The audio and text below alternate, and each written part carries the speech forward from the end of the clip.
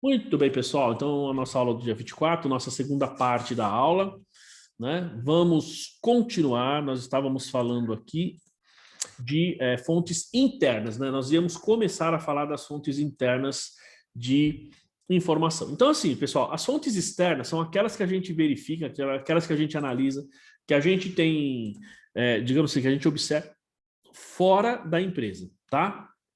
As fontes internas são aquelas que a gente vai observar dentro da empresa, são coisas que nós temos lá, vocês vão ver aqui nos nossos relatórios, na evidência que a gente tem, né, e muitas vezes visual mesmo desses ativos, enfim, né? Ó, então a gente tem, então primeiro, as fontes internas, opa, deixa eu mudar aqui, fontes, é sequência, fonte interna, mas é sequência, ó.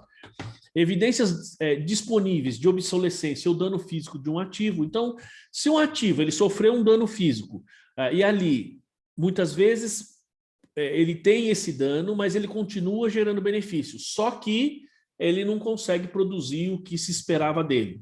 Às vezes ele sofre um dano físico e, digamos, no linguajar popular, a gente tem o da perda total. E aí eu não consigo mais usar esse ativo. Então, isso é uma fonte, e aí bem forte mesmo, de que esse bem não vai gerar mais benefício futuro. E é uma fonte interna, porque trata-se da observação desse ativo, tá? A mudança significativa, então fala, na medida ou maneira em que o ativo é ou será usado. Essas mudanças incluem o ativo que se torna inativo, planos para descontinuidade, é o caso da Ford, ou reestruturação da operação a qual um ativo pertence. Planos para baixa de um ativo antes da data anteriormente esperada e reavaliação da vida útil de um ativo como finita ao invés de indefinida. Tá? Então, essas mudanças que a gente tem na forma como a gente usa esses ativos, pessoal, faz com que eles possam, digamos, gerar menos benefício, tá? Porque imagina o seguinte, você tem um veículo que você usa para ir da sua casa para o seu trabalho, ou utiliza só no final de semana. Então, durante a semana, você tem ali o ativo, e esse ativo você está gerando, digamos, aí sim. Aí esse ativo, o negócio está sumindo aqui, né? Você viu? Eu vou ficando invisível, né, Edu? Você viu? Fica homem invisível aqui, né? Impressionante, viu?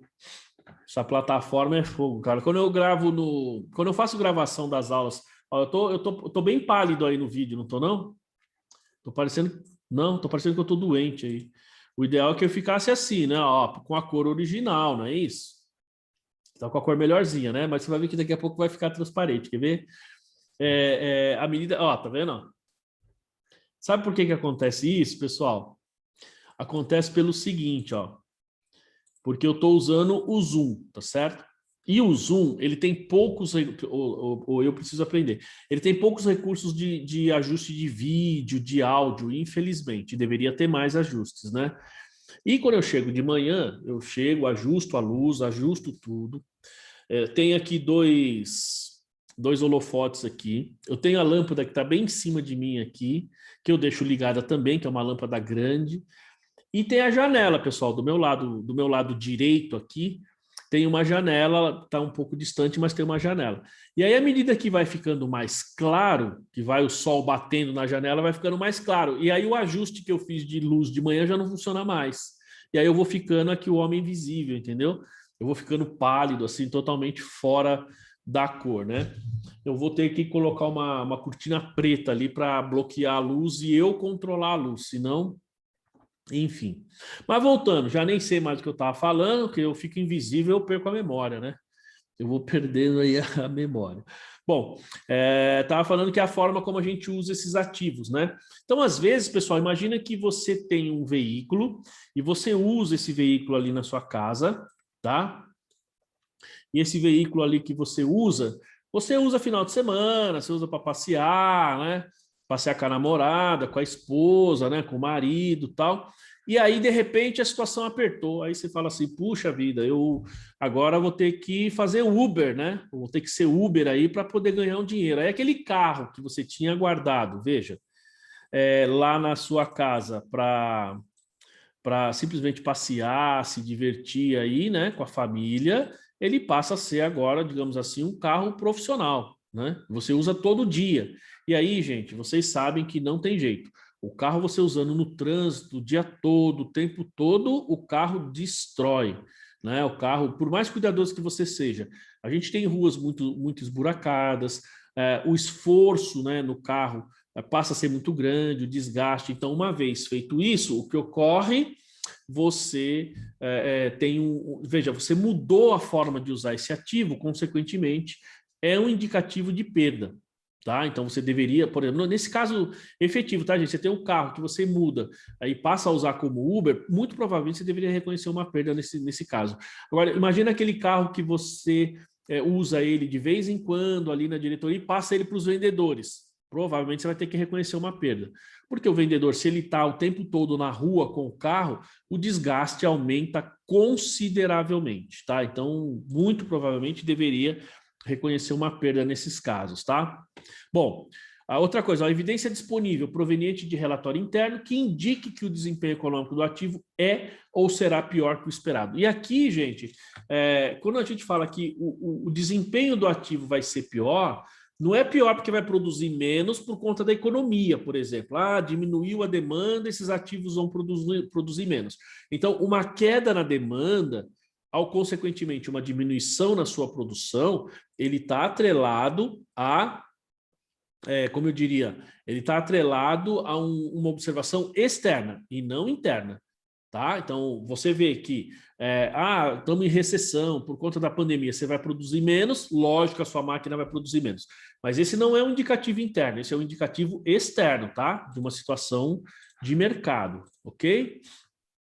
Ó, e aí a gente também tem dividendo de controlada, né, pessoal? Porque quando você tem participação em outra empresa e você recebe dividendo dessa controlada, então sou controladora, tenho investimento na outra empresa, é um ativo e eu recebo dividendos dela. Ó, então, para o investimento em controlada, empreendimento controlado em conjunto ou coligado, ou seja, investimento em outra empresa, a investidora reconhece dividendo advindo desse investimento. E existe evidência disponível de que, primeiro, o valor contábil do investimento nas demonstrações contábeis separadas, ou seja, só na minha demonstração, né, eu controladora, excede o valor contábil dos ativos líquidos da investida, ou seja, eu tenho mais, digamos, investimento do que o PL da outra empresa, tá? Ó, o valor contábil do investimento nas demonstrações contábeis separadas excede os valores contábeis dos ativos líquidos da investida. Então, você investiu 100 mil e o PL da investida é 90 mil, tá? Ó, reconhecidos nas demonstrações consolidadas, incluindo eventual ágio por expectativa de rentabilidade futura. Ou o dividendo excede o total de lucro abrangente da controlada, empreendimento controlado em conjunto ou coligado no período em que o dividendo é declarado. Aqui tem um detalhe, tá, pessoal, que eu estou pensando aqui, sendo bem sincero com vocês. Ele fala, ó, então uma fonte interna de informação que pode indicar uma perda, ó, o valor contábil do investimento, quando ele fala demonstrações contábeis separadas, é só na minha, na investidora, excede os valores contábeis dos ativos líquidos, ou seja, no PL da investida, reconhecido nas demonstrações consolidadas, tá, pessoal? Por que a gente fala aqui nessa demonstração consolidada? Porque, basicamente, quando você vai lá no CPC 18, que a gente vai falar um pouquinho mais para frente, o que ocorre? Esse CPC 18, né, como eu diria, de investimento em coligada, né? Eu estou tentando lembrar o nome. Ele diz assim, que se você reconhecer perda, se você, vamos supor, essa empresa está tendo prejuízo e o PL dela fica menor do que o seu investimento, você não pode reconhecer nenhum passivo e você vai reconhecer seu investimento até zero, tá? Basicamente, é o que basicamente diz a norma, tá? Então, em tese, eu não tenho que ficar colocando valor negativo. Acho que esse é um dos pontos, né, Daiane Farias, que a gente já conversou, não foi? Né? Então, por exemplo, eu tenho o meu investimento é 100 mil, o PL da outra empresa é 100 mil, e hoje, digamos, o PL dela da investida é 90 mil. Então, eu teria que reconhecer uma perda de 10 mil. Basicamente, a sua empresa, se não me engano, faz isso, né? Reconhece essa perda aí, e teoricamente eu disse que deveria ser até o limite do investimento. E faz todo sentido isso, tá, gente? Porque se eu vou creditar, digamos assim, o meu investimento, né? Vou debitar uma perda, tal, mas enfim, a gente dificilmente perde mais do que o que a gente investiu. Se você tem 100, você só pode perder 100. Eu não posso investir 100 e perder 200. É possível? Em tese, não. Se você investiu 100, você só pode perder o limite do seu investimento. Então, você vê que aqui tem as duas pontas. É que neste ponto especificamente, como a gente até já discutiu, ó, ele está falando nas demonstrações consolidadas, tá? Ou seja, então na separada excede, aí quando vai para a consolidada, você teria a perda lá, tá? E isso é uma fonte de informação interna, porque a gente vê, evidentemente, ali nos nossos investimentos, né, no nosso balanço, não depende do mercado. Ó, evidência proveniente de relatório interno que indique que o ativo pode ter desvalorizado, inclui a existência de, primeiro, fluxo de caixa para adquirir o ativo, ou necessidades de caixa subsequente para operar ou mantê-lo que sejam significativamente mais elevadas do que originalmente orçadas. Gente, isso aqui ocorre direto com o investimento no Brasil. Então, você pega uma empresa do governo, lógico que a gente sabe que tem muitas vezes fraude, muitas vezes é desvio e tal, mas o que ocorre? Ela tem um projeto, tem um orçamento, vai desenvolver um ativo, você tem ali uma licitação, tal, você vai gastar 10 bilhões, e em 3 meses aquilo não é mais 10, é 70 bilhões. Então, um caso desse, pessoal, é perda. Porque se você orçou 10 e vai gastar 70 para o mesmo nível de geração de benefício, supostamente você tem uma perda ali, tá? Você tem o fluxo de caixa, veja só, aqui nesse caso, seja para adquirir ou manter esse ativo depois, é muito maior do que o orçado, tá? Então, é uma fonte de informação de perda. Fluxo de caixa líquido realizado ou lucros ou prejuízos operacionais gerados pelo ativo que são significativamente piores do que aqueles orçados.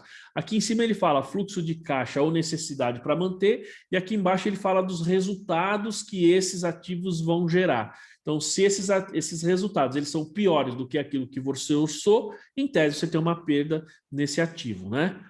Queda significativa no fluxo de caixa líquido orçado ou no lucro operacional, ou aumento significativo no prejuízo gerado pelo ativo, certo? Então, aqui também indicativo de perda. E prejuízos operacionais ou saída de caixa líquida, né? Ou seja, a quantidade de dinheiro que é necessário para manter esse ativo, ó, quando os números do período atual são agregados com números orçados para o futuro. Então, esses itens aqui, eles são fontes de informação que dizem assim, ó, você está vendo esse ativo? Você estava esperando obter aí um benefício com ele que não vai obter, tá? Não tem jeito, você não vai obter esse benefício. Um exemplo disso, gente, é quando a gente gasta determinados, digamos, valores, tá? Por exemplo, pega ali o Edu. O Edu quer ficar forte, quer ficar bonito, ele vai lá e compra uma esteira para colocar na sala da casa dele, né? Para ele ficar correndo ali e tal, uma esteira. Muito bem. Aí a mãe dele vai falar assim, lá, a mãe, esposa, sei lá, vai falar, não, você não vai comprar isso aí não, que você vai jogar dinheiro fora. Aí a gente vai colocar um monte de justificativas. Não, porque vai ser bom para minha saúde, porque eu vou fazer. Não, mas você não vai fazer. Não, não, eu vou sim, eu quero fazer, preciso, tal. Só que no final, o que vai acontecer? Vai gerar uma perda. Porque aquele negócio vai ficar lá, é um trambolho danado, vai ficar na sala, ele não vai fazer o exercício, que eu conheço o Edu, ele não vai querer fazer, e vai gastar e jogar o dinheiro fora. Além depois do trabalho, que é para tirar, para desmontar, para fazer manutenção, tudo isso. Então, basicamente, é esse aí o ponto, tá? A gente espera que vai ter algum fluxo de caixa, algum benefício, e no fundo não tem, então isso gera perda. E são fontes internas. E aqui, ó, ele fala, ó, então se houver indicação de que um ativo possa ter sofrido desvalorização, isso pode indicar que a vida útil remanescente, ou seja, o que falta para realizar esse ativo, tal, o método de depreciação, amortização e exaustão, valor residual, entre outros, tá? Para o ativo necessitem ser revisados e ajustados em consonância com os pronunciamentos técnicos aplicáveis ao ativo, ou mesmo que nenhuma perda por desvalorização seja reconhecida pelo ativo. Então, o que ele está dizendo aqui, gente? Se nesses casos que a gente observou, seja interno, seja externo, aquele ativo indica que ele tem uma perda, tá? Então, muito provavelmente, você precisa rever as estimativas atreladas àquele ativo. mesmo que você não identifique a perda, mas se há indicativo de perda, tá? E essa perda, muitas vezes, vamos falar, essa redução no benefício ainda não é suficiente para gerar uma perda, mas há uma redução, então é provável que você tenha que rever as estimativas desses ativos. É muito provável que isso aconteça, pessoal, bem provável, tá? Então isso acontece com bastante frequência. Ah, mudou minha vida útil, esse bem não vai mais dar o retorno que esperava, essa máquina não está mais funcionando de acordo. Bom, então você tem que rever, porque provavelmente a questão da vida útil está atrelada ali com uma redução. O valor residual, o valor recuperável, então todos esses itens podem ser alterados, tá? Bom, aqui ele diz, ó, então é possível mensurar o valor justo líquido. Aqui ele fala o seguinte, pessoal, então aqui a gente fala as fontes de informação. Aqui ele já entra, então, na mensuração do valor recuperável, que é aquele primeiro item lá. Veja, o valor recuperável é o que eu vou comparar com o meu valor contábil.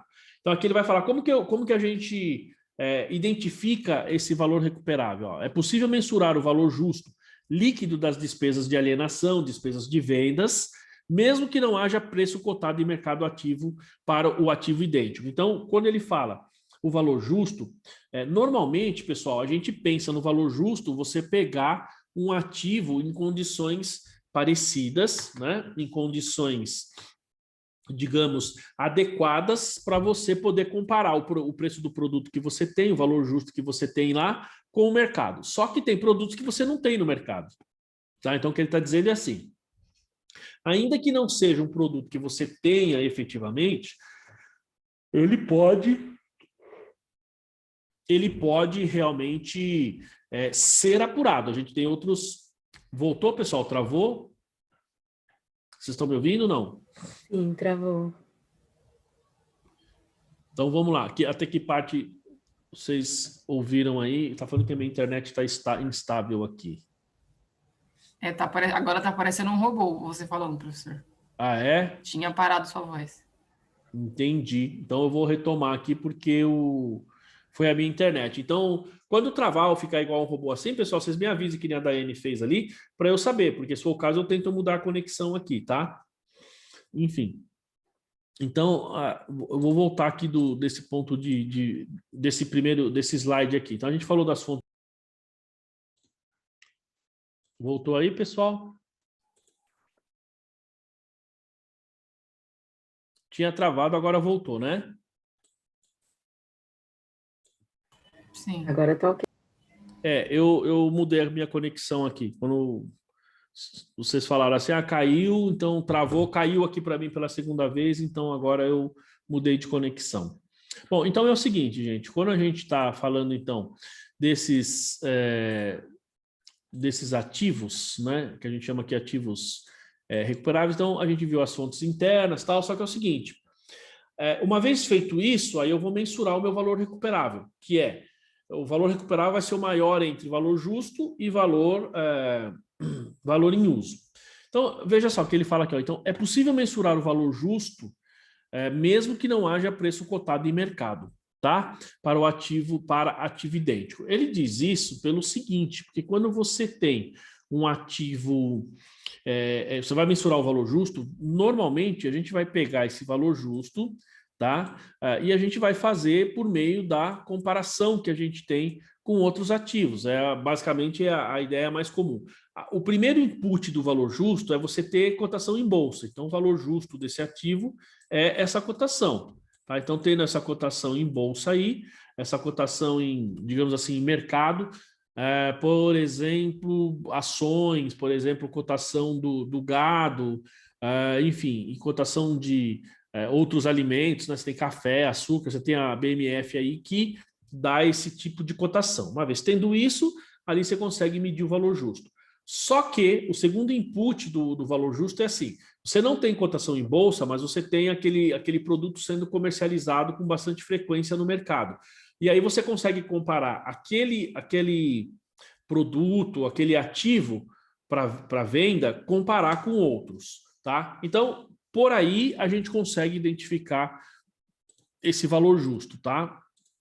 ele fica bem, digamos, próximo da realidade, porque nós estamos fazendo por comparação, tá? Algumas vezes não é possível mensurar, então, esse valor justo líquido das despesas de alienação, porque não há base para se fazer uma estimativa confiável. Então, ele está dizendo que é possível, mas às vezes a gente não consegue. E realmente não dá mesmo. Vou falar por quê. Pelo qual uma transação ordenada para a venda do ativo ocorreria entre participantes do mercado, na data da mensuração e tal. Nesse caso, o valor em uso pode ser utilizado como seu valor recuperável. Muito bem. Aqui, muitas vezes acontece isso porque é um ativo tão específico. Às vezes é um ativo que você desenvolveu na sua empresa e não é algo que você compre por aí. Vou dar um exemplo bem comum, tá, gente? Que aconteceu comigo semana passada. Teve um dia, cheguei de manhã, peguei o Thiago, fui colocar ele no carro, né? Ele estuda aqui pertinho, aqui na rua de trás do escritório, e a minha casa está na outra rua. São 3 quarteirões, pessoal, mas eu vou de carro, tá? Acordo cedinho, coloco ele no carro, para evitar um pouco que a minha esposa fique andando com ele no meio da rua, com mala, com não sei o que e tal, né? Tenho medo um pouco que ele corra no meio da rua, carro, enfim. Né? Até para facilitar a vida da minha esposa, para não ter que ficar carregando o menino na rua de manhã, né? Complicado, né? Você pega um moleque ali, para quem tem filho sabe que dá um trabalho danado, né? Bom, então o que ocorre? Eu pego o menino e levo. Aí cheguei um dia de manhã lá, na garagem de casa, fui abrir a porta, abri com a chave a chave elétrica. Na hora que eu peguei a chave dele, que eu fui na maçaneta, a porta travou, não abria. Não abria, achei estranho, enfim, e ficou. Pessoal, ficou ali mais de um mês assim com a porta que não abria, né? Com a porta que eu precisava. Eu falei, puxa, eu preciso levar isso num autoelétrico, alguma coisa do tipo, né? Enfim. E aí, não levei num carro, o cara não precisa olhar, precisa deixar para desmontar a porta, para ver, não sei o quê. E aí a gente vai aonde? No velho e bom Google, né? A gente vai no velho e bom Google. Quando chegou no Google, eu vi lá os caras falando assim, falou, esse tipo de comum, nesse carro é muito comum acontecer isso. Então você tem que eu falo assim, eu consegui abrir fazendo uma ferramenta, tá? O cara explica lá, ele fez uma ferramenta. E eu fui lá e fiz a ferramenta, e com essa ferramenta, né, como eu sou curioso, fiz a ferramenta, e essa ferramenta funcionou e eu consegui abrir a porta. Gente, mas vejam que essa ferramenta, neste caso específico, foi nada mais do que um araminho torcido, tá? A gente tem um araminho, eu peguei esse araminho, eu torci esse araminho, tá? Fiz no formatinho que o cara passou lá. Você tem que tirar a borracha da porta do carro, você enfia no buraquinho lá e pumba, você consegue abrir a porta por dentro. Beleza. Então, aqui eu tô dando... você vai sair, né, Edu? Até mais, Edu. Tchau, tchau. Até logo. Então, a gente tem, por exemplo, este é um exemplo típico de, assim, que eu criei a ferramenta, tá? Então, se eu for vender uma ferramenta dessa, até porque é uma coisa muito simples, eu não vou vender, não vou conseguir vender, tá? A não ser que eu produza isso em série. Aí nós estamos falando de um produto de estoque. Mas vamos levar isso para uma indústria. Então, para quem é de indústria, sabe que lá na indústria, gente, você tem um departamento de ferramentaria que serve para você desenvolver ferramentas. E aí eu não estou falando de ferramenta chave de fenda, como essa que eu fiz, que é um exemplo muito simples, tal, né? Na verdade, estou falando de ferramentas pesadas. E depois, se você vai se desfazer dessa ferramenta, ali nós temos algo que é muito específico. E aí você não tem, muitas vezes, cotação no mercado, porque ninguém vende aquele produto. Você desenvolveu internamente. E nesses casos, o que ocorre, a gente então não teria um valor justo confiável, tá? Você não tem como fazer, tá? E aí, nesse caso, o que ocorre? Eu tenho que apurar o valor justo e o valor em uso, tá? O valor em uso, muitas vezes, apesar de ser mais difícil, mas eu consigo apurar, porque é uma observação interna. Se a gente perceber, aqui nós temos duas situações, tá, pessoal? O valor em uso é uma observação interna e o valor justo é uma observação externa.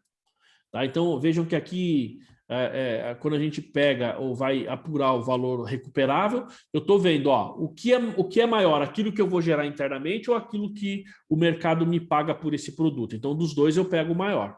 Então, nesse caso, eu utilizo o meu valor em uso. E aí eu vou ter que esquecer o meu valor justo, porque ele não é uma estimativa ou não seria uma estimativa confiável, eu descarto ele, tá? Então, é possível utilizar somente um dos valores, ok?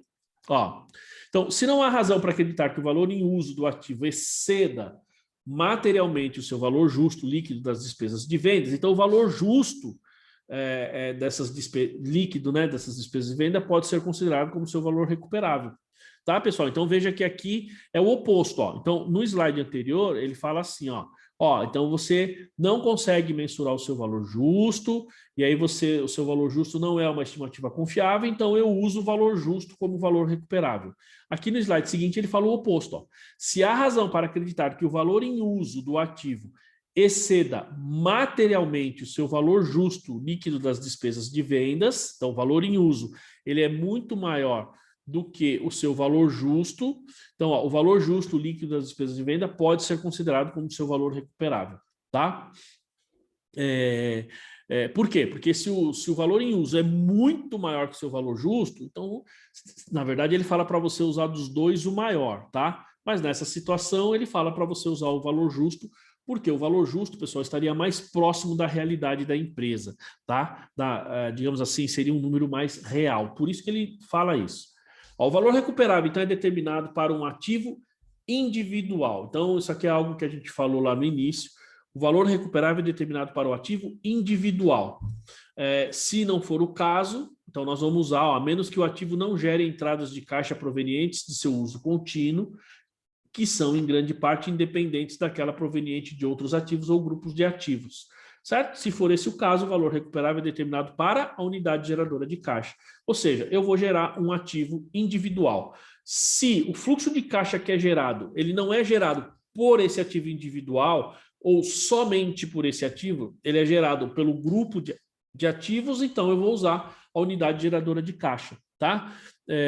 Gente, como eu disse, tem determinados equipamentos que você consegue mensurar ali essa geração de caixa ativo por ativo. Tem outros que não, tá? Então, imagina o seguinte, eu sou até no treinamento que eu dei essa semana, eu sou uma empresa que eu vou lá instalar, por exemplo, o modem para internet. E vamos supor que esse modem fica lá, ele é meu ativo. Às vezes a gente transfere isso para pensa num condomínio, eu sou, sei lá, a Vivo, a TIM, enfim, qualquer uma dessas empresas aí, tá? E vou instalar as portas lá no condomínio, né? O equipamento para poder subir para cada um dos apartamentos, digamos assim, a internet, tá? TV a cabo e tal. Então você tem um painel que você vai fazer isso, aquilo é um ativo. Bom, então imagina que eu coloco esse ativo lá nessa empresa, tá? E eu vou, digamos, gerar aí, ele vai ser aí como eu posso dizer, bom, ele é a interface entre o que vem da rua, do sinal que eu vou gerar, para aquilo que vai para o apartamento, tá bom? Então, vejam só, pessoal, aquele equipamento que eu coloco naquele condomínio, ele gera uma receita individual. Aquele equipamento daquele condomínio gera um fluxo de caixa. O que eu coloco no outro equipamento, ou melhor, outro equipamento que eu coloco em outro ativo, em outro condomínio, em outro escritório, que seja em outra empresa, é um outro ativo que gera um benefício individual. Então, veja, no condomínio A, eu vou fazer ali um impairment. No condomínio B, no prédio B, escritório B, vou fazer outro impairment, e assim sucessivamente. Por quê? Cada um desses equipamentos gera receita de forma individual. É o caso de ônibus, é o caso de transportadora, né? A gente pode pensar nisso também, muitas vezes, quando você tem locação de equipamento, porque quando você faz a locação de equipamento, o que ocorre? Aquele equipamento individualmente, ele vai gerar benefício para você. Tá? O que é diferente um pouco do imóvel, por isso que a gente tem essa classificação separada de propriedade para investimento. Mas esses ativos a gente faz o impairment de forma individual. Quando você vai gerar benefício de forma global, ou seja, a união de todos os ativos, aí você tem que fazer pela unidade geradora de caixa. Como eu disse no início, isso é muito comum no varejo, né? Você pega aquelas lojas, tal, que você tem ali um monte de ativos, então tudo é feito por aqueles ativos e não de forma individual, tá? Em alguns casos, então, estimativas, médias, cálculos sintéticos podem oferecer uma aproximação razoável de cálculos demonstrados nesse pronunciamento para determinar o valor justo líquido das despesas de vendas ou valor em uso. Ou seja, pessoal, existe uma série de... Você tem um procedimento específico para fazer isso, mas a gente pode ter aí, como ele fala, estimativa. O caso do valor justo é uma estimativa. Você pode fazer uma média, então eu quero saber qual o valor justo de um veículo que eu estou vendendo. Como é que eu vou fazer? Eu vou entrar ali no, sei lá, no Web Motors, revistas especializadas e vou pegar, ó, então esse carro, ele tem uma cotação no máximo de tanto, no mínimo de tanto, para aquele modelo, cor, tal, e aí você tira uma média, então é possível fazer, tá? Cálculos sintéticos, aproximação, você tem um monte de técnica que a gente pode utilizar para a gente poder fazer essa apuração, tá? E aqui, gente, ó, ele fala da mensuração, então, desse valor recuperável quando nós estamos falando para ativos de vida útil indefinida. Basicamente, terrenos ou, como eu posso dizer, ativos intangíveis, tá? Ó, então, esse pronunciamento requer que um ativo intangível com vida útil indefinida seja, no mínimo, testado anualmente. Um terreno, pessoal, a gente não deprecia porque ele tem vida útil indefinida, tá? Mas ele não é um intangível. E a tendência de um terreno perder valor é menor do que um ativo intangível. Um ativo intangível, pelo menos no meu ponto de vista, ele perde valor de forma muito mais rápida, como a gente falou, tá? Então, vou voltar naquele assunto que a gente estava falando. Então, você tem ali uma marca, você tem algo que é intangível, né? Que é o caso dos YouTubers, né, pessoal? Então, a gente viu alguns casos de YouTubers aí, que a pessoa extremamente influente, hoje essas pessoas são influencers, né? Eu acho engraçado, eu acho legal. A pessoa aí tem 20 anos de idade, não viveu nada, não viajou, não conhece nada, né? E é influencer, né? Não sei exatamente que tipo de influência que a pessoa quer, mas oferece, mas é influência.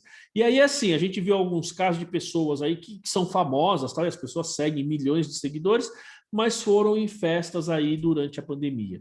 Então, a gente viu alguns casos, aí teve uma menina, que eu nem lembro o nome, que foi, saiu briga, aí, enfim, perdeu um monte de seguidor, depois vai lá, tranca lá, fecha lá as redes sociais, depois volta, enfim. Percebam, pessoal, que quando a gente tem uma situação desse tipo, a gente tem um intangível que está por trás, né? Esse intangível é a nossa imagem, o nosso posicionamento, muitas vezes aquilo que você vende. E num caso desses, você pode ter perdas, né? A sua vida útil pode ficar, digamos, reduzida, tá? Por quê? Porque involuntariamente, né, professor? Por exemplo, no caso daquele DJ Ives lá, a Sony, exato, né? você vê esse cara aí? Rompeu um contrato com ele por conta né, do ocorrido. Ela perdeu receita porque não vai ter mais a receita que tinha, né? Ela Então, tem que registrar essa perda desse intangível, né? exatamente. Teve vários daí. Esse caso do Ives, acho que não foi só um contrato, não, foram vários, né? No caso, eu só falei da Sony, mas foram várias empresas que rompeu o contrato com ele, né? A própria Carol Conká, né? A própria Carol Conká eu não assisti Ah, Big sim. Brother, não vi, nem sei. Parece que ela foi bastante complicada lá no Big Brother, né? Não sei se vocês assistiram, mas ela também perdeu bastante patrocinador aí, ela teve alguns problemas. Não sei se ela já recuperou ou não, né?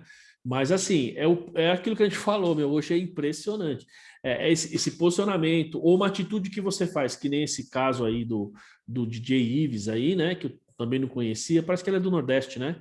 E assim, o cara perde contrato, o cara perde patrocinador, e com certeza o cara tem que reconhecer perda. Às vezes, não sei se vocês viram, tinha duas, eu não sei se elas eram funkeiras ou tocavam música sertaneja, duas amigas estavam tocando, fazendo uma live, essa chegou a ser engraçada. Uma das amigas teve um mal súbito e desmaiou no meio da live. Vocês chegaram a ver isso daí?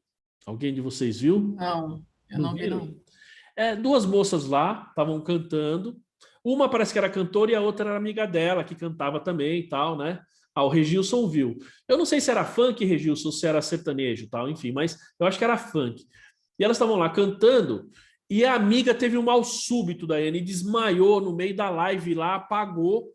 E aí ela falou, a outra que continuou cantando falou assim, ajuda aqui e tal, assim, de um jeito meio, acho que era sertanejo, de um jeito meio de qualquer maneira, sabe? Ajuda aqui. E aí os caras ficaram meio preocupados e a outra amiga dela falou, não, vamos continuar, continua tocando. E, meu, a mulher foi extremamente criticada porque a amiga dela desmaiou, ela deveria, claro, eu faria isso, teria que parar a live para socorrer a menina. Não, ela mandou continuar e continuou tocando e os caras ali tentando socorrer a menina, entendeu? Enfim, pegou muito mal e isso pode gerar, isso foi até engraçado, isso foi muito engraçado, e pode gerar, então, essa redução. Por quê, pessoal? Porque nós estamos falando tecnicamente de algo intangível que está por trás ali de uma fonte que gera receita, né? Então ele fala aqui, ó, e nesses casos ele fala assim, ó, claro que aqui ele está falando, estou falando de algo que pode existir, aqui ele está falando daquilo que você efetivamente tem. Então você tem uma marca ali, você tem uma patente, né? Uma vida útil. A patente normalmente tem vida útil definida, mas tem uma marca, né? Você tem ali algum item intangível com vida útil definida. Nesse caso, ó, ele tem que ser testado anualmente, né? Ele fala, independente ou não de haver indicação de que possa existir valor recuperável. Qualquer ativo intangível com vida útil indefinida, pessoal, independentemente de indicativos internos ou externos, você precisa fazer ou testar anualmente. Ó, entretanto, o mais recente cálculo detalhado do valor recuperável de tal ativo, vamos supor, você está lá em dezembro, você fez isso em junho, você tem ali 6 meses, você fez isso no começo do ano, efetuado em período anterior, pode ser utilizado no teste de valor recuperável para esse ativo no período corrente. Ou seja, então se eu fiz no ano passado, então isso pode me ajudar nesse ano, tá? Um exemplo prático, gente, embora seja de imobilizado, mas pode ser aplicado aqui. Eu dei um treinamento para uma empresa essa semana, quer dizer, essa semana não, faz 5, 7 semanas que eu estou dando treinamento para eles, aí 2 vezes por semana, e aí a gente... eu perguntei lá, e é sobre imobilizado, é um treinamento só de imobilizado. E eu falei para eles, perguntei se eles faziam impairment. A menina que cuida do patrimônio falou assim, não, pessoal, a gente faz impairment. Eu falei, se vocês fazem algum tipo de laudo, alguma coisa, ela falou, a cada 2 anos, a gente tem uma empresa que vem aqui e testa, ela faz o teste do impairment para a gente e faz o laudo. Tá? Então, veja, a cada 2 anos. Então, você imagina fazer isso todo ano. Tá? O valor que você gasta e o efeito disso. Então, esse procedimento até pode ser usado nessa situação. Então, você vai lá, você tem um ativo intangível, de vida útil indefinida, e você contrata uma empresa para fazer um teste dessa vida útil, desse ativo, tá?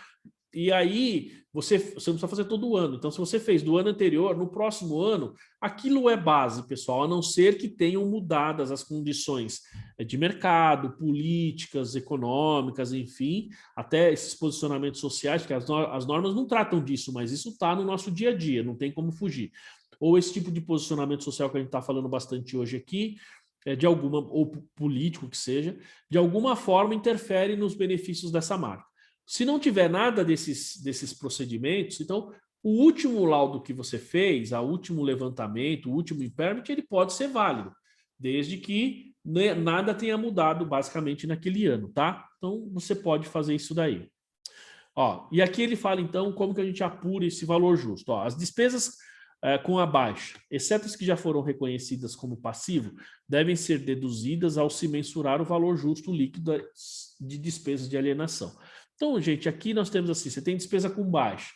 Às vezes, para eu dar baixa, eu vou ter imposto, vou ter que pagar comissão, eu vou ter que desmontar o bem, às vezes eu tenho que transportar, né, para levar para o vendedor, para o comprador, enfim. Então, ó, exemplos desses tipos de despesas são as despesas legais, tributos, despesas com remoção, gastos diretamente incrementais para deixar o ativo na condição de venda. Às vezes precisa dar uma reformada ali, às vezes precisa dar uma garibada naquele ativo para poder vender, enfim. Então, tudo isso daí são despesas que você reduz do seu valor justo, tá? Ó, entretanto, as despesas com demissão de empregados e as associadas à redução ou reorganização de um negócio em seguida a baixa do ativo não são despesas incrementais para a baixa do ativo. Por quê? As despesas incrementais para você apurar o valor justo líquido das despesas de vendas são aquelas na seguinte: você apura o valor justo, e aí, assim, aquilo que está diretamente ligado à venda, ou seja, eu só vou ter aquela despesa se eu vender o ativo, comissão, por exemplo, imposto sobre vendas, como ele fala. Veja, remover o ativo são despesas que estão diretamente ligadas com a venda desse ativo. Então, vamos supor que você vendeu um ativo porque você desativou uma área na sua empresa, você vendeu todos aqueles ativos, e aí você vai mandar o pessoal embora, o pessoal daquela área, você não vai ter mais aquela área, você vai mandar todo mundo embora. E aí vejam que essa demissão, muitas vezes a realização de outros ativos, eles existem, mas aí eles não estão, eles são causados por causa ou pelo motivo de você ter vendido o ativo, mas eles não são despesas necessárias para vender o ativo. Não sei se ficou claro, pessoal. Você tem despesas que você incorre porque você vendeu o ativo. Então, são despesas posteriores à venda. É o caso de demissão, por exemplo. Agora, tem despesas que você incorre para vender o ativo, né? Então, vamos supor, vou dar um exemplo.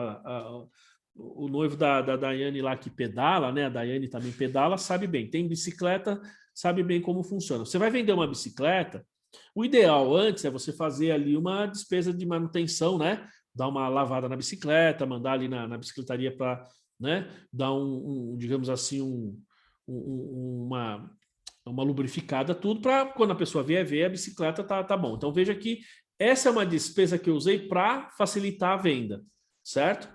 Agora, depois que vendeu a bicicleta, pode ser que eu tenha lá uma determinada despesa para, sei lá, para tirar, vamos supor que eu tenho os ganchos onde eu penduro a bicicleta na minha casa. Então, beleza. Então, eu vou ter que tirar aqueles ganchos, vou ter que arrumar a parede, vou ter que pintar. Então, vejam que tirar os ganchos, arrumar a parede e pintar é resultado da venda, mas não é diretamente necessário para a venda, tá? Então, é exatamente este o conceito que ele está usando aqui, tá?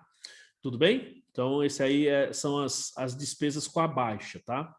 O valor em uso, gente, ó. Então, quando a gente vai medir o valor em uso, na verdade, nós estamos falando de fluxo de caixa, tá? Valor em uso é fluxo de caixa. Pegar esse bem com o valor dele estimado lá no futuro e trazer esse bem a valor presente. Então, estamos falando de fluxo de caixa, assim como nós falamos lá no CPC 12, tá? Basicamente, como nós falamos no CPC 12. Então, a gente tem aqui, ó, os seguintes elementos devem ser refletidos no cálculo do valor em uso. Ó, estimativa do fluxo de caixa futuro, que eu espero obter com esse ativo, expectativas acerca de possíveis variações no montante ou no período. Então, quais são as minhas expectativas com relação a possíveis variações? Ó, nós estamos em 2021, 2022 tem eleição para presidente. Então, se for o Bolsonaro, acontece alguma coisa nesses meus ativos? Se for o Lula, acontece alguma coisa nos meus ativos? Se for uma terceira via, um outro presidente, muda alguma coisa? Então, isso são possíveis variações, né? Estou falando aqui de um exemplo político, mas o que muda na economia, o que muda em termos de inflação, será que a Covid continua ou não continua, será que a gente vai superar essa pandemia? Então, isso tudo são possíveis variações que podem, digamos assim, mudar aí ou influenciar o fluxo de caixa futuro desses meus ativos.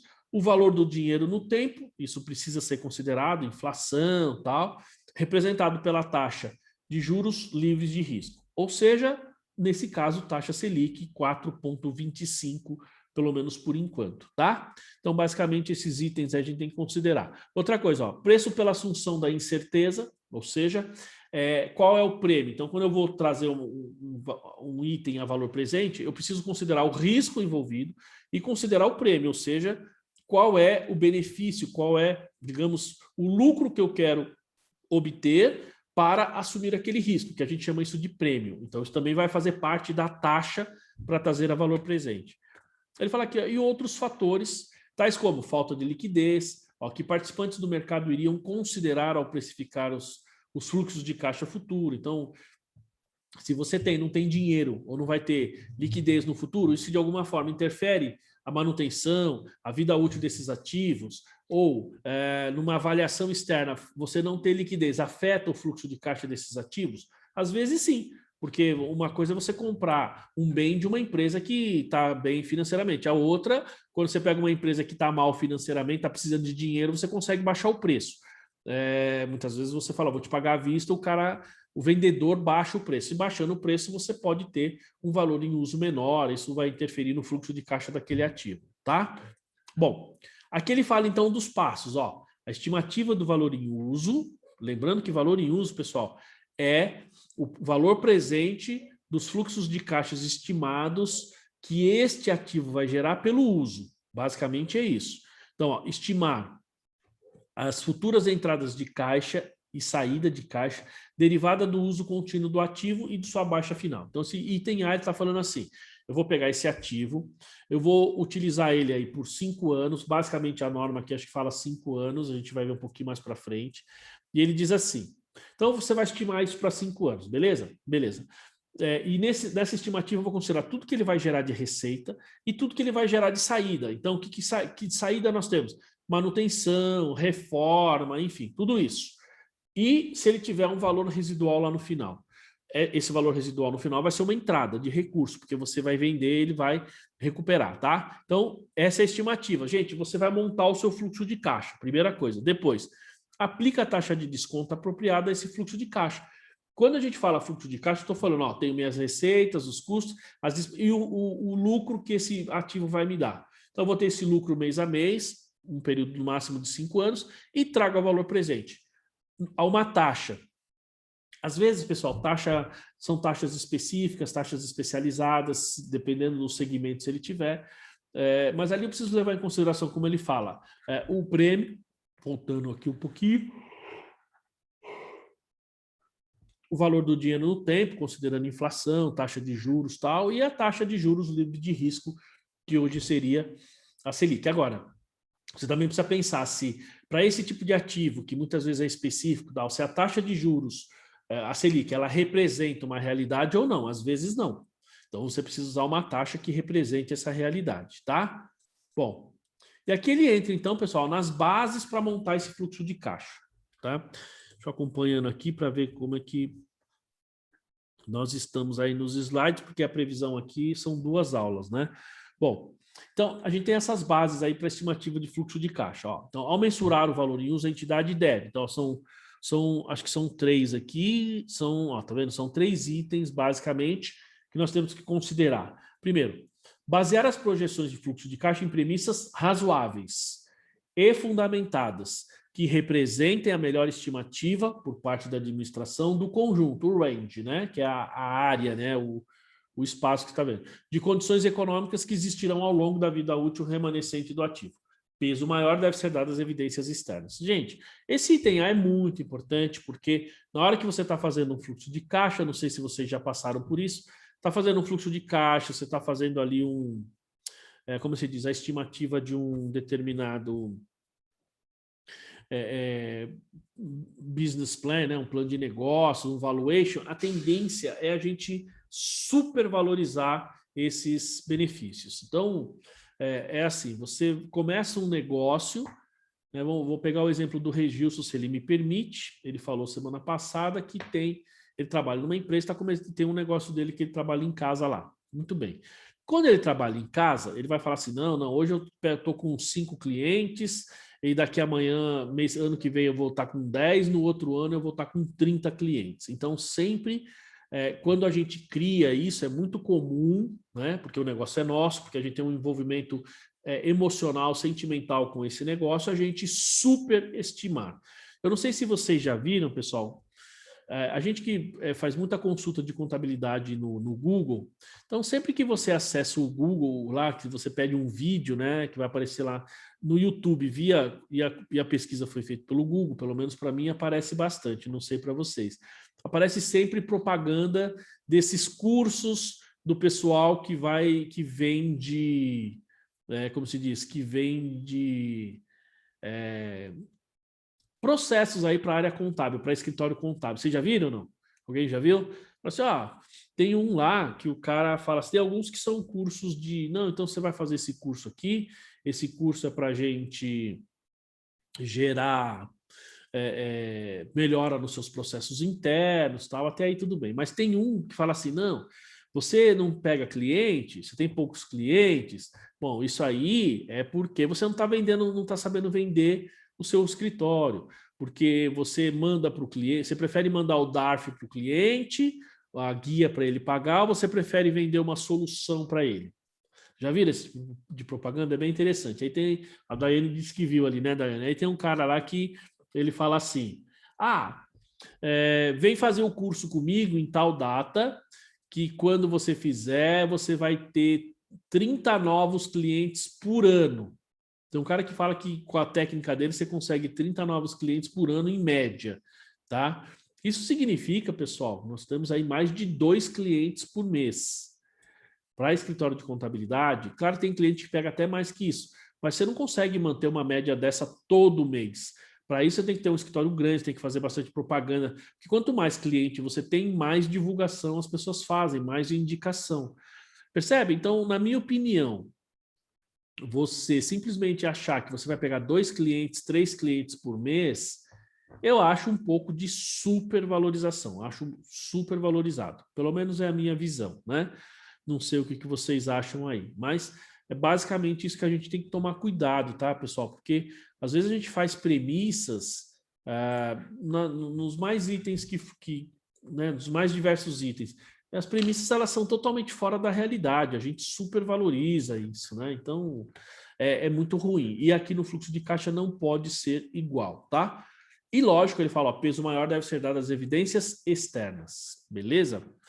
Ó, outra coisa, item B, basear as projeções do fluxo de caixa nas previsões ou nos orçamentos financeiros mais recentes aprovados pela administração. Lógico, pessoal, se você está fazendo uma estimativa de fluxo de caixa para a sua empresa e você tem os orçamentos que você estimou, a sua empresa faz o budget, faz o orçamento, e você vai fazer uma estimativa de fluxo de caixa daqueles ativos e não leva em consideração o seu orçamento, você fala, opa, peraí, como assim? Se eu tenho um procedimento, digamos, gerencial e você não leva isso em consideração na área contábil, tem alguma coisa errada, tá? Ó, financeiros mais recentes aprovados pela administração que devem excluir qualquer estimativa de fluxo de caixa que se espera surgir das reestruturações futuras ou da melhoria ou aprimoramento do desempenho desse ativo. Então, essa aqui, ele está dizendo assim, ó, então na hora que você pega esses orçamentos,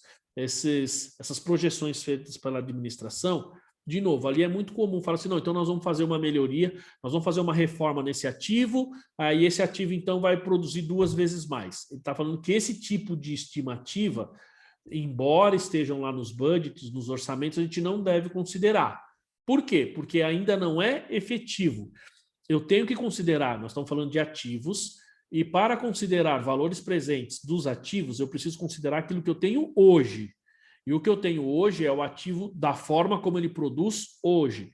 Se no futuro você fizer um processo de renovação, de mudança, de alteração nesse ativo, e esse benefício for, sei lá, duplicado, triplicado lá no futuro, então naquele momento você muda a sua estimativa. Mas hoje nós devemos considerar o ativo como ele está hoje, com o benefício que ele gera hoje, tá?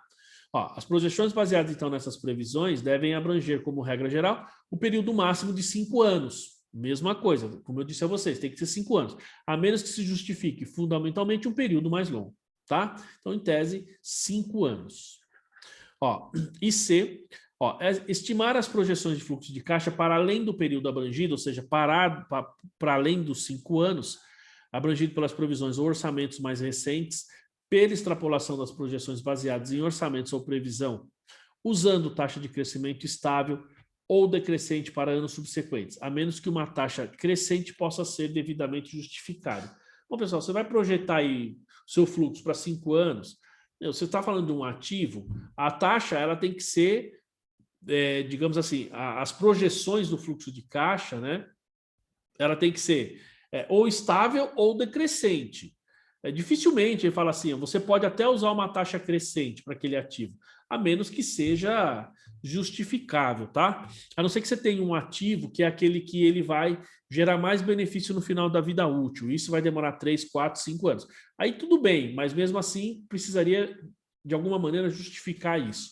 Porque a auditoria simplesmente não vai aceitar você gerar, vamos falar assim, um determinado ativo, você vai projetar o fluxo de caixa e projetar que ele vai ter um crescimento. A gente sabe que à medida que os ativos vão sendo usados, os ativos eles vão sendo, vai passando o tempo, ele perde essa capacidade de geração, pelo próprio uso, pessoal, isso é natural. Então a gente não pode fazer estimativa super otimista ou conservadora, tá?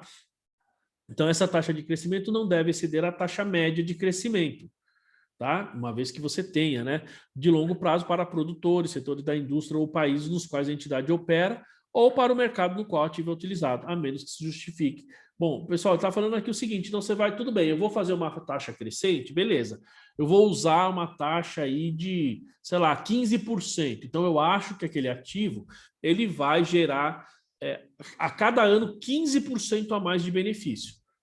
Bom, primeira pergunta é, ele vai gerar mesmo? Ele tem essa capacidade? Agora, imagine que você está usando uma taxa de 15%, mas o mercado no qual você opera, o mercado no qual aquela máquina, né, aquele equipamento está inserido, digamos assim, na sua atividade, a taxa de crescimento vai ser de 4%, está estimado 5%, 4%, 5%.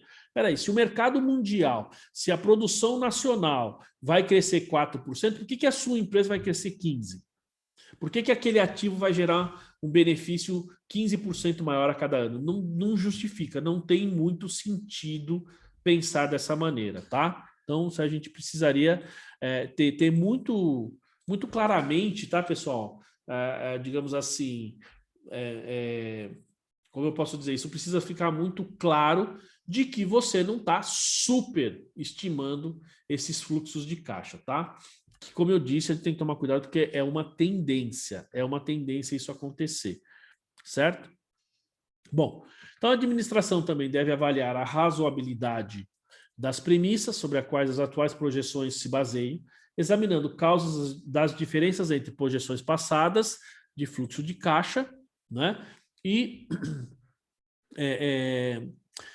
os fluxos de caixas atuais observados. Então, a gente precisa ter essa noção também, porque senão, o que acontece? Você, de novo, superestima, você tem um fluxo de caixa que foi acontecendo, realizado, você vê que ele é muito inferior àquilo que você orçou, àquilo que você planejou, então você tem que fazer uma revisão, pessoal, tá? Não adianta eu querer manter o fluxo de caixa ou a minha estimativa de fluxo de caixa para trazer a valor presente esses ativos e eles não estão se realizando. Então, a sua estimativa estaria errada fazendo dessa maneira. Então, você precisa rever.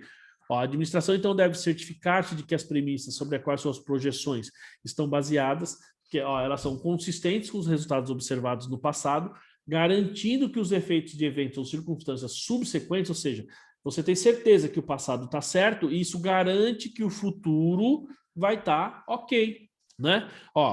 Que eventos ou circunstâncias subsequentes que não foram previstas quando os fluxos atuais observados foram estimados, tornem isso adequado, tá? Ou seja, então você tem uma boa estimativa de fluxo de caixa, você percebe que aquilo que passou, aquilo que ocorreu, ele representava a realidade do seu fluxo, então supostamente você estaria, digamos assim, meio que, não vou falar garantido porque não é esse o termo, mas você teria um fluxo de caixa de maneira que, caso ocorra algum evento, alguma coisa no futuro, o seu fluxo de caixa, em tese, a princípio, se mantém, tá? E aí você não faz uma estimativa fora da realidade, certo? E aqui ele fala, ele reforça uma coisa que eu falei agora há pouco. Geralmente, orçamentos e previsões financeiras de fluxo de caixa futuro para períodos superiores a 5 anos são detalhados, explícitos e confiáveis. Não estão disponíveis, tá? Em geral, pessoal, a gente, ainda que você tenha estimativas de fluxo de caixa maior do que 5 anos, normalmente isso não é muito disponível. Quem faz isso guarda, porque são informações muitas vezes confidenciais, tá? Então, por essa razão, as estimativas da administração de fluxo de caixa devem ser baseadas nos mais recentes orçamentos e previsões para um período máximo de 5 anos. Ele está aqui reforçando algo que ele falou agora há pouquinho, tá? A administração pode utilizar projeções de fluxo de caixa baseada em orçamentos e previsões financeiras para um período superior a 5 anos. Então, como a gente já falou, pode, tá? Ó, mas ele fala, se estiver convicta de que essas projeções são confiáveis e se puder demonstrar sua capacidade, baseada na experiência passada de fazer previsão acurada de fluxo de caixa para esses períodos mais longos.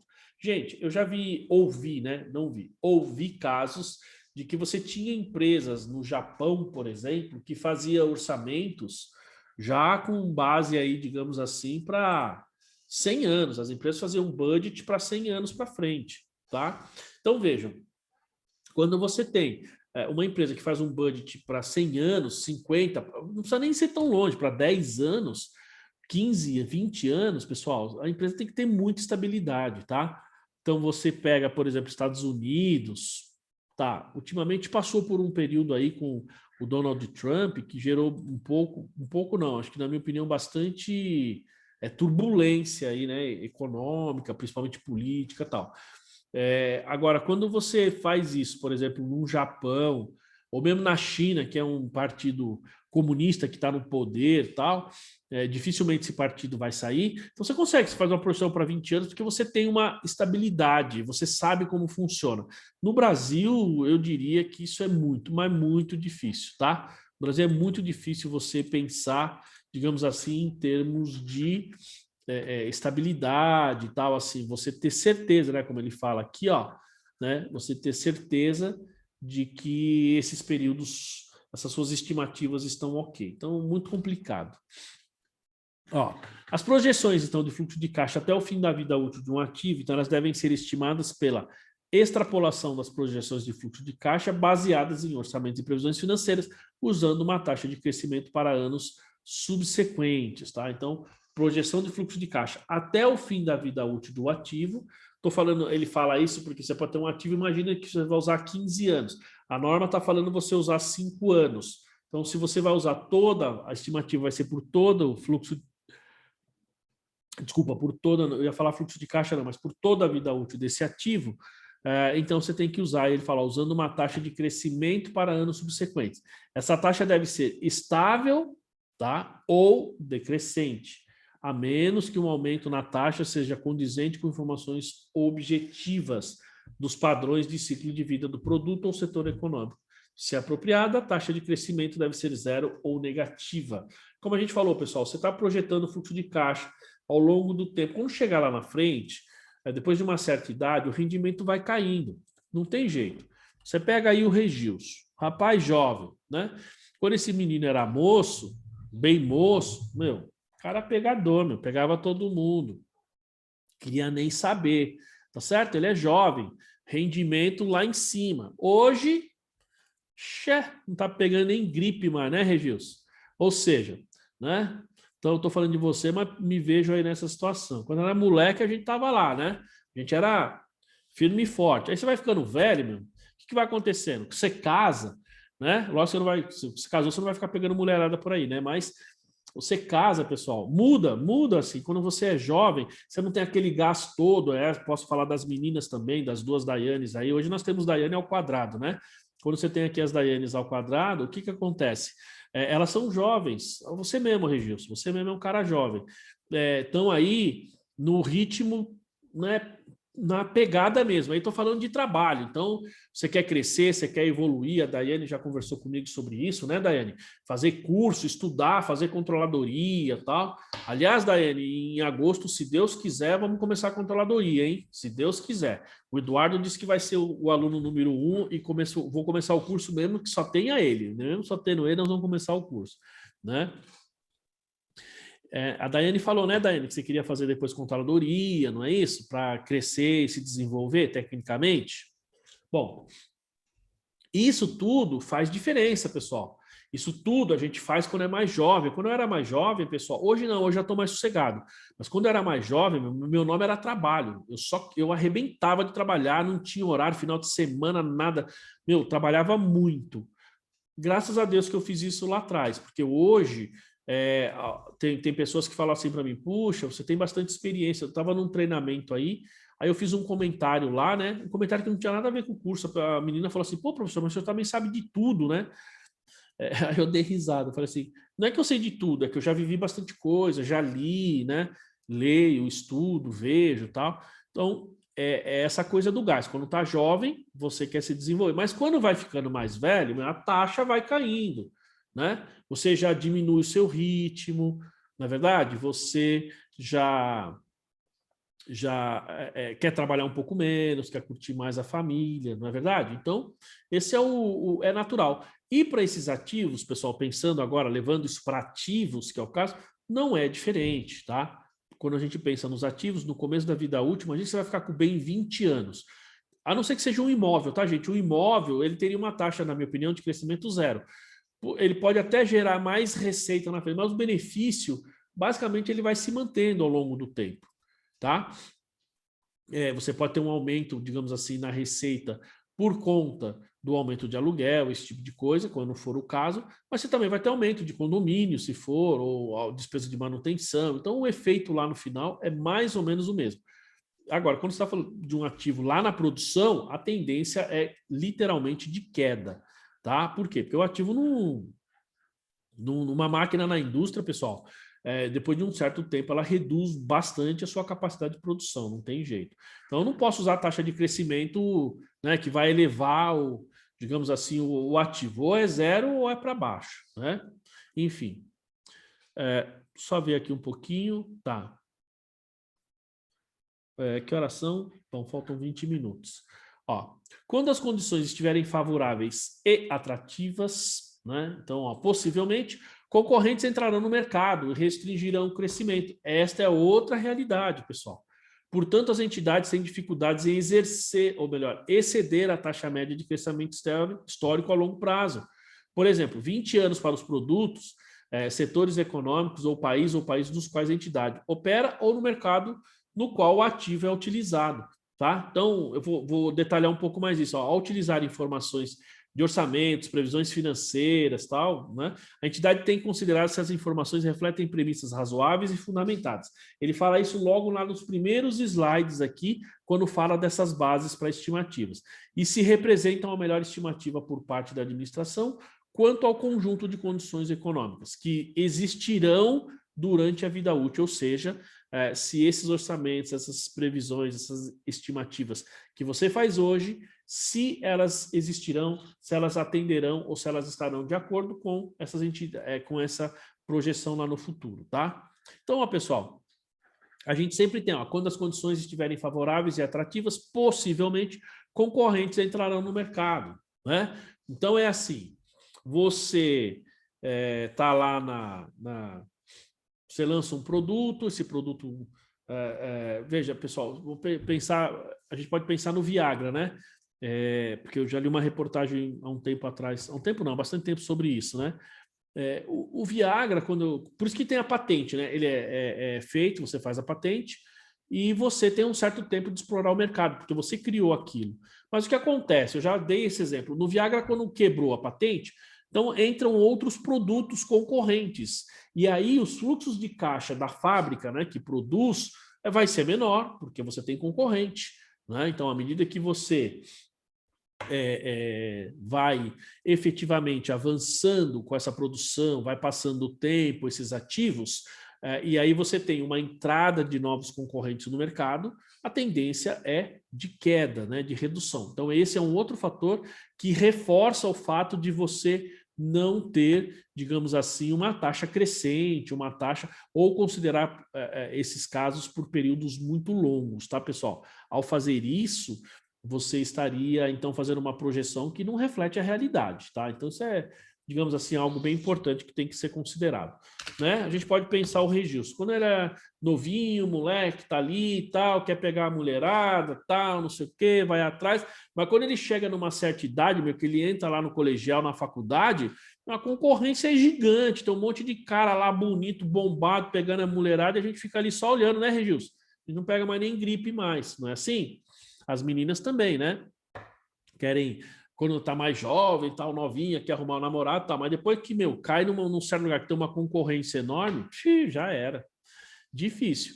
E aí, consequentemente, a sua projeção, a sua previsão de fluxo de caixa, é verdade, né, Regil? Isso aí a gente trabalha dia e noite, né? Não tem jeito, né? E por quê? Porque essa estimativa cai, né? Essa estimativa diminui, não é verdade? Enfim.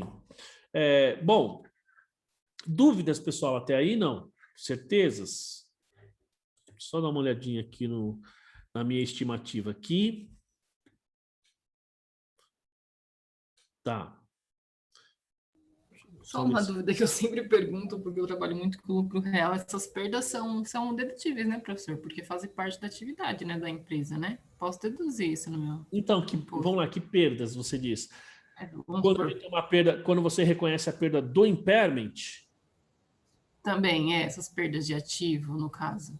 vamos lá, vamos separar essas perdas. Então, quando você fez o impairment, Daiane, e apurou uma perda, veja que nesse momento é uma perda provável. A perda ainda não é incorrida para fins de Receita Federal, certo? Porque ela ainda não aconteceu. Quando você tem um ativo, a perda efetiva ela vai se dar na realização, ou seja, quando você vende. Então, em tese não, é indedutível para fins de imposto de renda, tá? Então, você calcula o impairment, é indedutível, certo? Você precisa adicionar isso no lucro real. Agora, imagina que você está, como eu estou dizendo, você tem esses ativos, que você tem uma previsão de ele gerar uma determinada receita e ele gera menos. Então, na verdade, assim, se a gente for pensar do ponto de vista fiscal, isso acaba sendo automático, né? Porque vamos lá, você, Daiane, espera ter, sei lá, um retorno de, sei lá, de 100 mil ano. E quando você está operando como ativo, essa estimativa de 100 mil não se realiza. O que se realiza é 80 mil ano. Né? Então, você tem uma... Veja só, existe essa perda de 20 mil? Existe ou não, Daiane? Não. Na verdade, você deixou de ganhar, não é? Então, percebe que essas perdas que ele está falando na norma aqui acaba sendo reconhecida de forma automática. Eu digo assim, isso pelo uso, ou por exemplo, voltando no exemplo do Viagra, só existia ele no mercado porque havia patente. Aí quando tem a quebra da patente, entram concorrentes. Estou dando esse exemplo, mas tem vários outros. Esse é um que a gente já falou aqui. Mas você tem vários outros. Você tem um produto, é que não me veio nenhum na cabeça agora. Por exemplo, o iPhone. Né? Você tem um smartphone.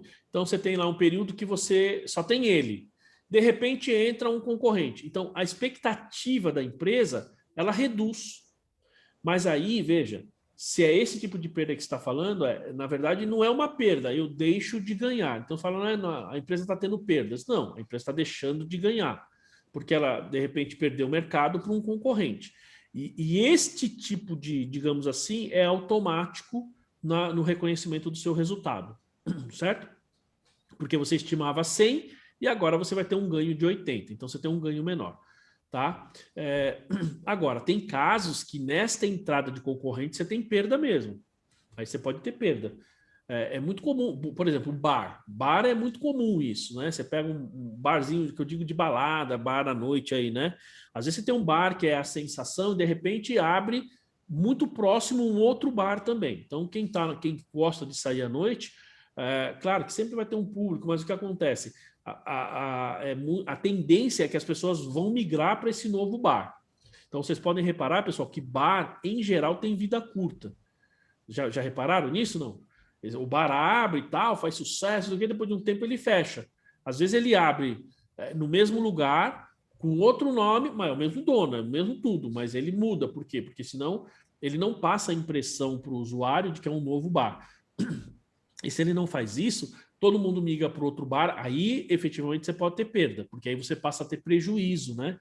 Você passa a faturar menos e manter um custo. Nesses casos são dedutíveis. Por quê? Porque aí são perdas efetivas. Então, vamos separar. Perdas efetivas. Esse mesmo exemplo que você tá me dando do iPhone, quando lança o outro, né? Então, aquele que eu tinha é uma perda efetiva de mercado. Eu tive essa perda, eu registro isso como Não. dedutível, indedutível, só. Não, então vamos lá. Ó. Essa perda, por exemplo.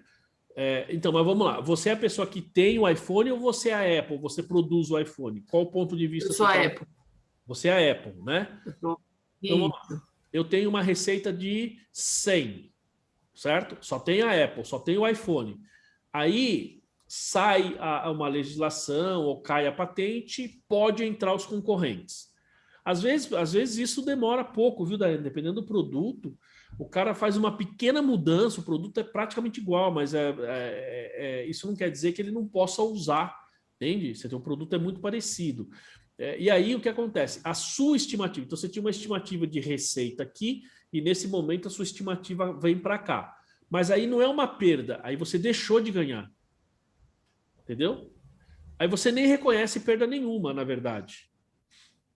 É certo, a perda seria de quem compra, né? Porque ele tem um ativo, no caso, né? Ele tem um ativo e Exato. esse ativo desvalorizou muito em mercado. Exato. Então, nesse caso, o que nós estamos falando é assim: vamos supor que você tem um ativo, e aí não seria o iPhone, seria, por exemplo, sei lá, uma determinada máquina, ou pode até ser o iPhone, mas aí você, como usuária, o iPhone é a sua ferramenta. Então, você tem essa ferramenta, é um ativo, e ele te gera uma certa receita. Aí saiu um novo iPhone ou saiu um concorrente.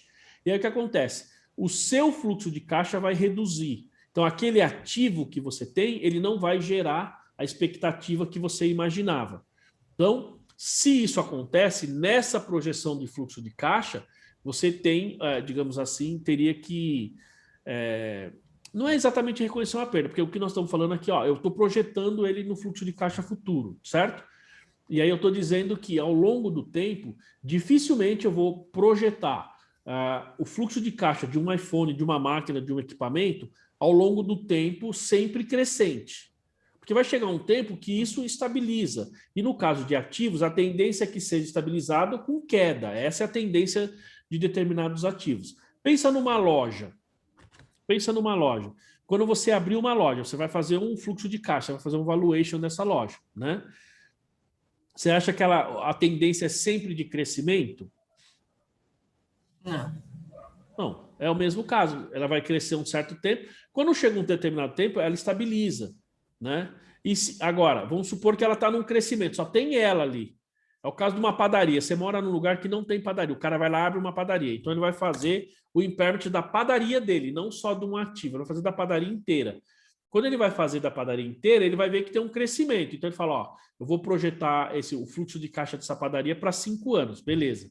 Então, como ela é nova, só tem ela, tudo bem, justificaria você ter um crescimento, tá? Mas o que ele diz é assim, então, você vai abrir uma padaria, você vai manter tal, porque depois de um certo tempo a tendência é de queda. Como você está falando de um negócio como um todo, como eu disse, no meu entendimento, até justificaria uma taxa de crescimento positiva, certo? Mas a hora que surge uma nova padaria no mesmo bairro, o que acontece uma parte dos clientes com certeza vão para outra. Isso é comum. Então, você tem uma tendência de queda. Então, mas aí, Daiane, para fins, vamos falar assim, fiscais, para fins práticos, né? Eu preciso pensar assim, é que aqui nós estamos falando de uma parte do impairment, né? Eu estou calculando o meu valor em uso. Já calculei meu valor justo. Dos dois, qual é o maior? Bom, aí tem o meu valor realizável, comparo com o contábil. Tive uma perda? Aí é uma perda efetiva, tá? Espero receber tanto, vou receber X, menos. Beleza, então reconheço uma perda. É indedutível. Esse caso que nós estamos falando aqui, da base, da estimativa para o fluxo de caixa, o que ele está dizendo é, você vai estimar o seu fluxo de caixa, mas tem fatores que ao longo do tempo vão fazer com que esse fluxo de caixa diminua. Se isso ocorrer, você vai ganhar menos. Então, não justificaria eu usar uma taxa crescente. Então, taxa constante. E nesse caso, se a gente for pensar de ordem prática, né, Daiane, você não tem necessariamente uma perda. Você deixa de ganhar, que é um pouco diferente. Entendeu? Legal. Pessoal, agora a gente entra numa outra fase aqui, que é composição para estimativa de fluxo de caixa, que são vários slides, tá? Como falta 9 minutos, eu sugiro a gente parar aqui, né? Vou mostrar para vocês aqui, porque senão a gente vai entrar nessa... Tá vendo? Aqui a gente entra em composição para estimativas de fluxo de caixa. Pode ver que são vários slides, tá vendo? Então é um assunto aí que são vários slides. E para esse conteúdo aqui, eu já programei 2 aulas mesmo. Tá bom, pessoal? Então, sugiro que a gente finalize aqui, tá? E até aí, pessoal, dúvidas, certezas? Tranquilo? Tranquilo, Regis? Meninas?